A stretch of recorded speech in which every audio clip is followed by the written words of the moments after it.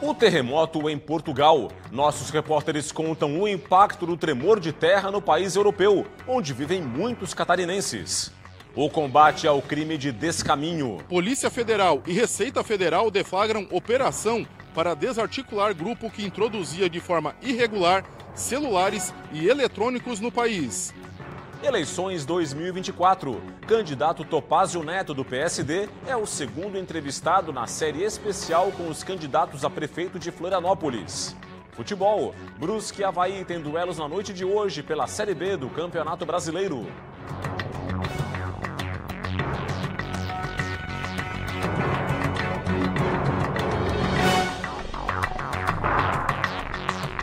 Olá, uma boa noite para você. A gente começa o Band Cidade com um terremoto de magnitude 5,4 na escala Richter que sacudiu Portugal. Muitos catarinenses vivem no país europeu, entre eles a repórter Fabiane Paza, que chega agora ao vivo no Band Cidade com as informações para a gente. Oi, Fabiane, seja muito bem-vinda ao Band Cidade, já está aqui a Fabiane na tela. Fabiane, seja muito bem-vinda ao Band Cidade, muito boa noite para você. Conta para nós, foi um susto e tanto para quem mora em Lisboa, não é? Muito boa noite, Rodrigo. Boa noite a todos os catarinenses que nos acompanham. Um susto enorme, especialmente para os brasileiros e para os catarinenses que não estão nem um pouco familiarizados com uma situação como essa. Esse terremoto de 5,4 graus na escala Richter foi considerado moderado, mas foi suficiente para balançar as estruturas, não só aqui na capital, Lisboa, mas também em toda a região metropolitana, em algumas cidades ao sul da capital e também mais no centro do país. Foram mais ou menos de 10 a 20 segundos registrados por câmeras de vídeo monitoramento que registraram móveis balançando, edifícios balançando e que, de fato, assustaram muita gente. Há pelo menos 60 anos, Portugal não registrava um tremor de terra tão forte quanto este. Mas esse tipo de ocorrência não é tão rara por aqui. O país fica próximo a uma zona de encontro de placas tectônicas que acabam por provocar sismos frequentemente, claro, muitos deles imperceptíveis, por isso o susto da população com a ocorrência desta semana. A repercussão é muito grande ao longo dessa semana, inclusive com muitas divulgações por parte do governo do que fazer em casos de terremotos, como a população pode se proteger e também com iniciativas para prevenir situações de risco para a população. A Câmara Municipal de Lisboa, por exemplo, deve lançar um aplicativo que vai indicar para a população qual o risco do edifício onde cada morador vive para o caso de um terremoto acontecer. A gente, claro, vai seguir acompanhando tudo por aqui. Eu volto contigo, Rodrigo, no estúdio e com mais informações de Portugal ao longo da programação aqui da TVBV. Obrigado, Fabiane Paza. Forte abraço, boa noite para você e até a próxima. Mudando de assunto, a Polícia Federal e a Receita Federal deflagraram hoje uma ação para combater o descaminho de celulares e outros eletroeletrônicos. O grupo investigado comercializava eletrônicos como smartphones, tablets, notebooks, smartwatches, fones de ouvido e outros acessórios para celulares e computadores contrabandeados. Durante as buscas, em um dos endereços, uma arma de fogo ilegal foi encontrada. Um homem foi preso, pagou fiança e vai responder por porte ilegal de arma de fogo em liberdade. Durante as investigações que começaram em abril deste ano, a polícia identificou que os produtos eram de origem estrangeira e que não passavam pelos trâmites aduaneiros. Os itens eram vendidos de forma ilegal em salas comerciais com acesso restrito e também em lojas de shoppings e pela internet, por meio das redes sociais. Os produtos são de fabricação estrangeira, né? Então entraram no território brasileiro por importação. Mas essas empresas têm como você importar de forma legal ou ilegal, né? Com recolhimento dos impostos ou não. É o que a gente está investigando, supostos indícios ali que indicam que muitas das empresas comercializam produtos introduzidos de forma ilegal no território nacional. As investigações também apontaram que o grupo fez movimentações financeiras superiores a 80 milhões de reais nos últimos 3 anos, em decorrência do comércio ilegal. A Receita Federal destaca que é fundamental combater o comércio ilegal de produtos que prejudica a economia interna e que coloca consumidores em risco. Esse desvio do dinheiro dos impostos que acabam prejudicando né, o dinheiro, os recursos que iriam para a saúde, educação e também a segurança pública, né? E o segundo é o problema que esse material que chega, né, de forma irregular traz para a economia local, né, que é a concorrência desleal. Já a Polícia Civil deflagrou hoje 3 operações em Santa Catarina. A fase 2 da Operação Mão Grande cumpriu um mandado de busca e apreensão contra um ex-fiscal recém-aposentado da Secretaria Municipal de Segurança de Florianópolis. Ele é acusado de exigir propina para pesquisar arquivos da Prefeitura e viabilizar uma obra em uma residência. Foram apreendidos também 4 armas de fogo, documentos, R$11.300 em dinheiro, além de $4.000. O ex-servidor foi preso em flagrante. Em Tijucas, a Operação Cartas Marcadas investigou a licitação para a reforma de uma escola municipal da cidade, orçada em cerca de R$4 milhões. A suspeita é de que a vencedora da concorrência apresentou documentação falsa para participar do certame. O proprietário é irmão de um funcionário de carreira da prefeitura e o engenheiro que assinou o cronograma da obra é filho do então secretário de Obras de Tijucas. A Justiça afastou do cargo secretário de Educação, a presidente da Comissão de Licitação e o procurador jurídico da Comissão Especial da Secretaria de Educação. O empresário foi preso em flagrante por porte ilegal de 2 armas de fogo. 20 mandados de busca e apreensão foram cumpridos em uma ação contra um grupo que traficava pássaros para usá-los em rinhas de canários. As ordens foram cumpridas em Blumenau, Gaspar, Indaial, Luiz Alves e em São José dos Pinhais, no Paraná. 7 pessoas foram presas. Mais de 150 pássaros foram resgatados. Armadilhas para captura e celulares foram apreendidos. E a seguir o destaque é para as eleições 2024. Confira a segunda entrevista da série com os candidatos a prefeito de Florianópolis. O convidado de hoje é o candidato Topázio Neto, do PSD. Até já!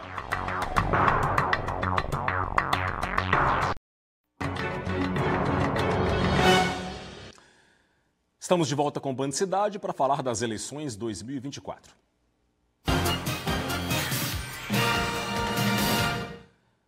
Bom, hoje você confere a segunda entrevista com os candidatos a prefeito de Florianópolis aqui no Band Cidade. Lembrando que cada entrevista vai ter 12 minutos de duração, sendo o último minuto destinado às considerações finais. A ordem das entrevistas foi definida com base nas agendas das campanhas. O convidado de hoje é o candidato Topázio Neto, do PSD. Candidato, muito boa noite, seja muito bem-vindo ao Band Cidade. Boa noite. A partir de agora, então, começamos a contar o tempo de 12 minutos, relógio na tela, a partir de agora, valendo o tempo. Candidato, quero começar com a seguinte pergunta. Por que o senhor quer continuar a ser prefeito de Florianópolis pelos próximos 4 anos? Bom, boa noite a todos que estão nos vendo e ouvindo. Eu sou prefeito só há 2 anos, né? Então eu estou buscando esse mandato de 4 anos, porque eu acho que a cidade precisa de um prefeito que fique 4 anos no mandato. E eu quero ser prefeito porque penso que Florianópolis tem 3 problemas. Florianópolis tem um problema do passado, Florianópolis tem um problema do presente e Florianópolis tem um problema do futuro. O problema de Florianópolis do passado se deu pela omissão de gestores anteriores que deixaram a cidade crescer e se desenvolver sem tomar o cuidado necessário. Essa omissão do passado traz os problemas que nós temos hoje.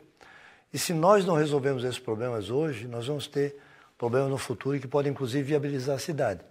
Então, eu vou dar um exemplo. No passado, você ia pavimentar uma rua, você não cuidava da questão da drenagem da rua.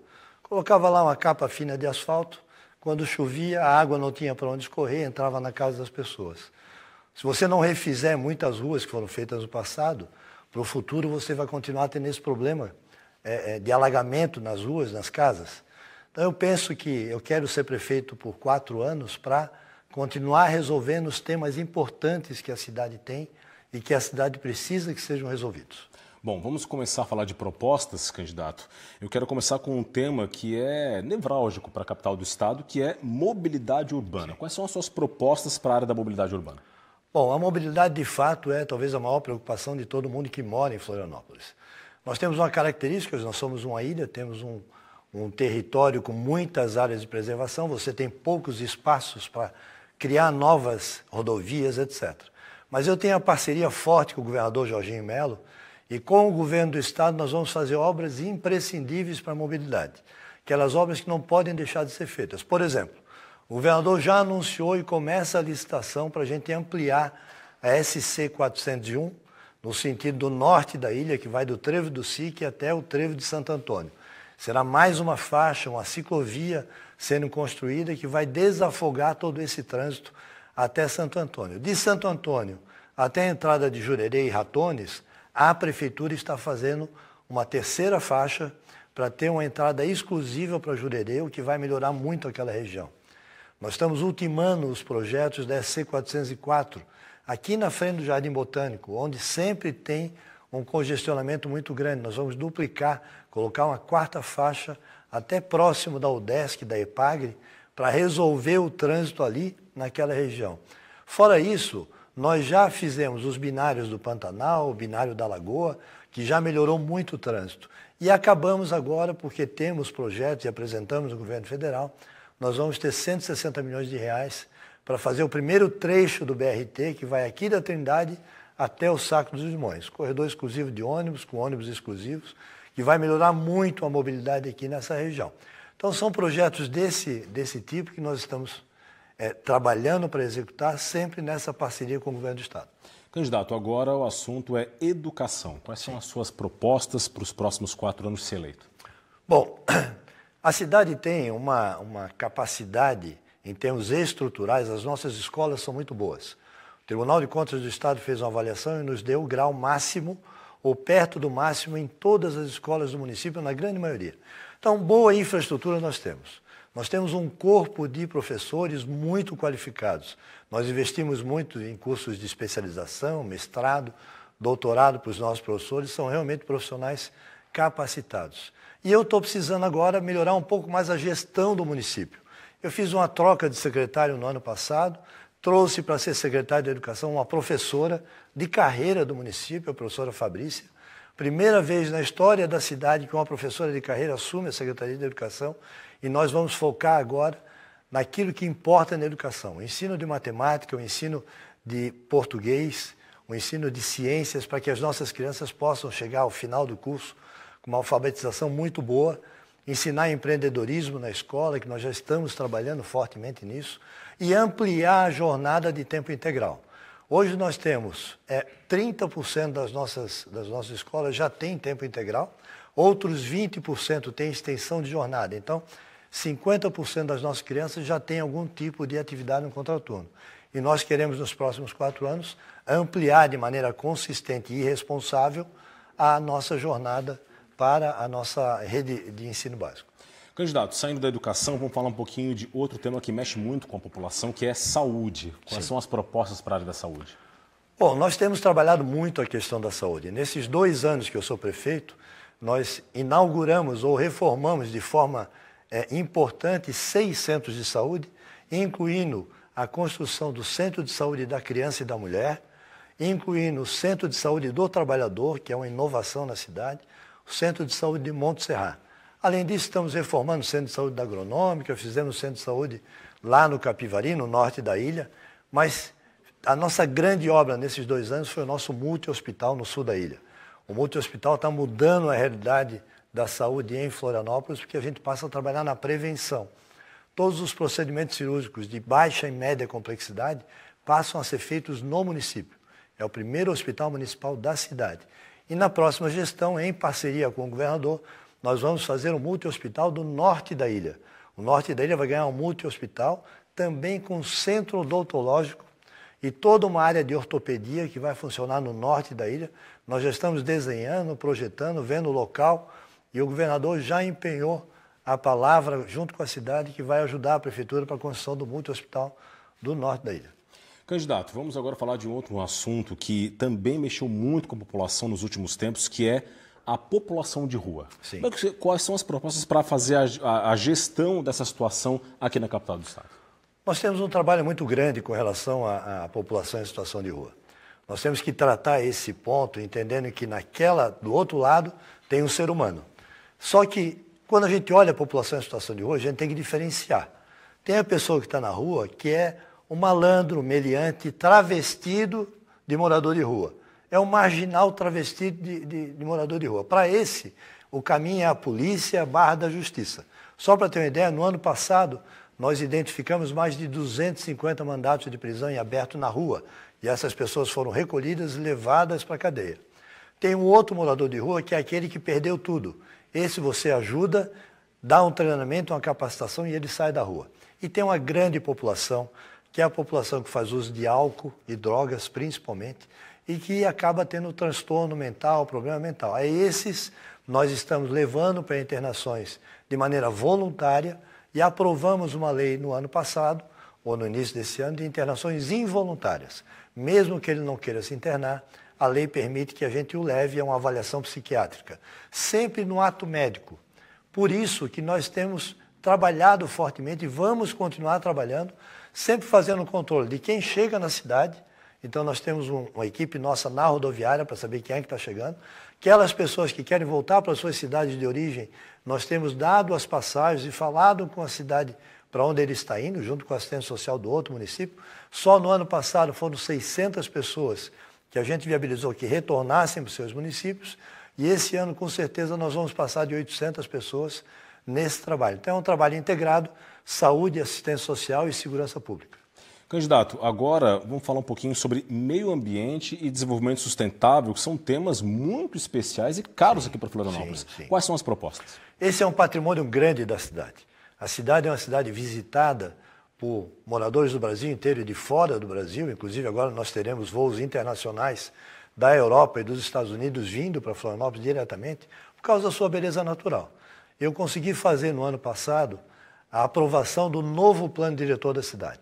E o novo plano diretor, ele permite que a gente faça uma gestão muito mais racional do nosso território, definindo os locais que podem ser construídos, aonde você pode ter um adensamento um pouco maior, com um número maior de andares, para evitar que a cidade fique espraiada do jeito que ela é hoje, as pessoas invadindo a área de preservação permanente. Então nós temos cuidado muito com a questão do saneamento, para a balneabilidade das nossas praias, a questão da limpeza de valas de drenagem, etc., e a questão da preservação do nosso ativo principal, que é a nossa mata verde, a nossa mata atlântica que nós temos aqui, que diferencia Florianópolis das outras cidades. Vamos mudar também, falar de um outro tema bastante importante, candidato, que é turismo e cultura, não é? Sim. Florianópolis tem essas vocações. Quais são as propostas para esses dois setores? Bom, sob o ponto de vista do turismo, a cidade está preparada para um aumento de fluxo turístico. Hoje, Florianópolis não vive só da temporada. Ela tem uma condição grande do turismo de negócios durante o ano inteiro. Então, isso tem aumentado muito, a rede hoteleira tem se preparado, o novo plano diretor traz incentivos para os novos hotéis da cidade. Agora, com o nosso aeroporto inaugurado há 5 anos, nós passaremos a ter, a partir do dia 3 de setembro, uma linha direta da Europa para Florianópolis, a partir de Lisboa, e já temos uma linha da cidade do Panamá para Florianópolis. O fluxo turístico está aumentando.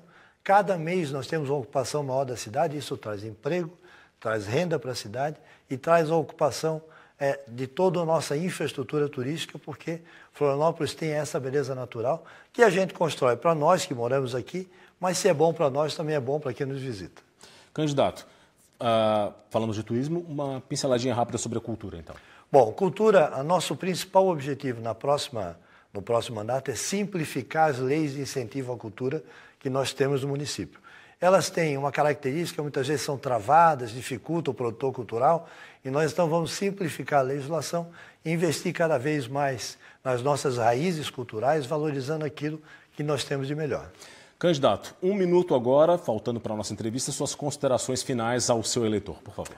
Bom, eu queria muito agradecer a oportunidade de estar aqui hoje, falando com o nosso cidadão de Florianópolis, dizer que nós queremos ter a oportunidade de mais 4 anos na cidade para continuar fazendo aquilo que é importante.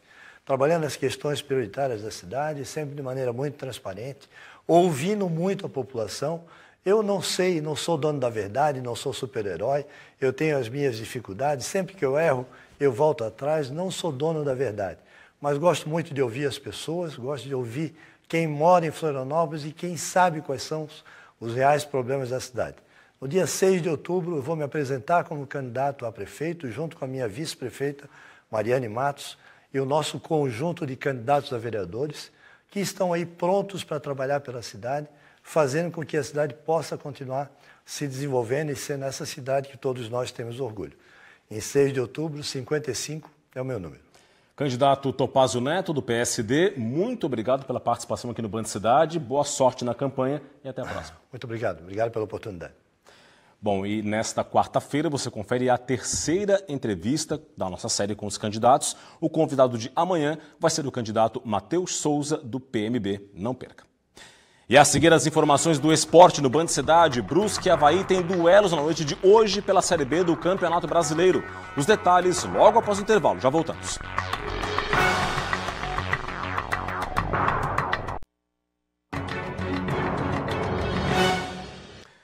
De volta com o Band Cidade, vamos continuar na política, agora com Cláudio Prisco Paraíso. Tudo bem, Prisco? Boa noite. Tranquilo. Prisco, vamos falar um pouquinho de São José, quarto maior colégio eleitoral do estado, é isso? É isso mesmo. E não teve segundo turno, a possibilidade de um turno decisivo, porque não houve interesse nem da Justiça Eleitoral e muito menos dos candidatos e partidos, os mais variados. Essa que é a grande realidade. Estamos aí a 3, 4 mil votos dos 200 mil. Nenhuma campanha foi realizada.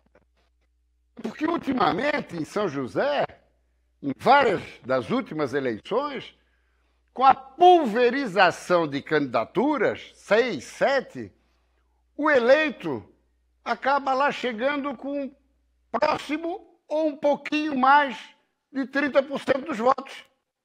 Só que, inapelavelmente, em 2028, teremos o quarto município com possibilidade de segundo turno, que será justamente São José, onde, nesse ano, a eleição está acirradíssima.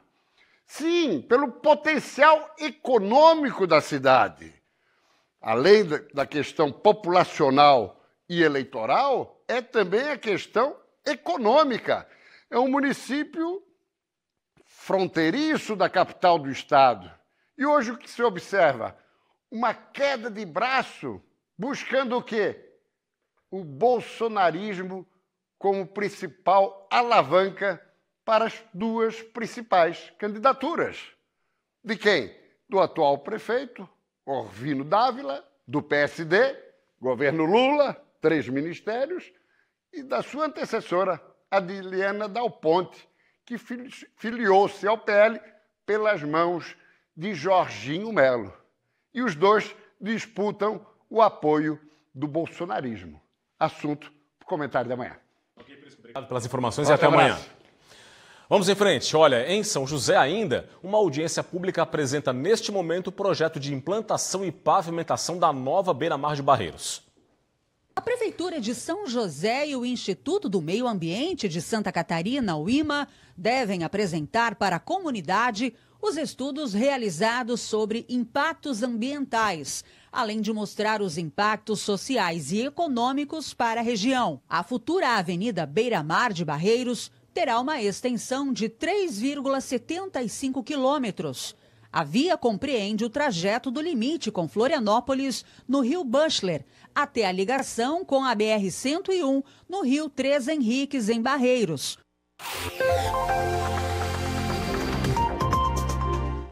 Vamos conferir agora como é que fica o tempo nesta quarta-feira em todo o estado. Vamos aqui ao mapa já para mostrar que o dia vai ser seco e ensolarado em todas as regiões do estado, é o que mostra o mapa da previsão do tempo e informações da Epagre-Cira. Temperaturas baixas em todo o estado, geada nas áreas mais altas da Serra Catarinense e também do meio-oeste. À tarde um pouco mais elevadas, vamos lá. Mínima de 10 e máxima de 17 graus em Florianópolis, de 7 e máxima de 17 em Joinville, em Blumenau, mínima de 7 e máxima de 19. Viramos a página, mais detalhes, Criciúma, mínima de 8, máxima de 17 graus, Lages, variação entre 5 e 16 e em Chapecó, mínima de 9 e máxima de 23 graus. E agora aqui no Band Cidade você confere as informações do esporte de hoje.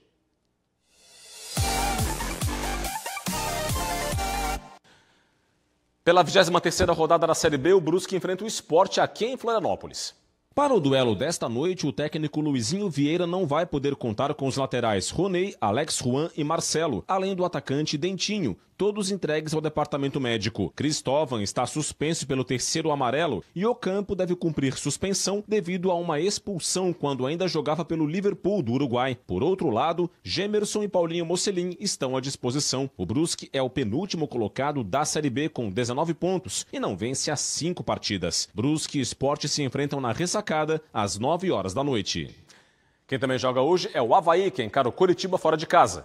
Para o duelo com os paranaenses, o técnico Enderson Moreira não vai poder contar com o lateral esquerdo Mário Sérgio, suspenso. Natanael entra na vaga. O meia Pedro Castro, lesionado, fica de fora. Judson e Ronaldo Henrique disputam a vaga. O Avaí é o 7º colocado da Série B com 34 pontos e busca a 4ª vitória consecutiva sob o comando de Enderson Moreira. Coritiba e Avaí se enfrentam no estádio Couto Pereira às 9h30 da noite. E para você uma boa noite e até amanhã. Tchau, tchau.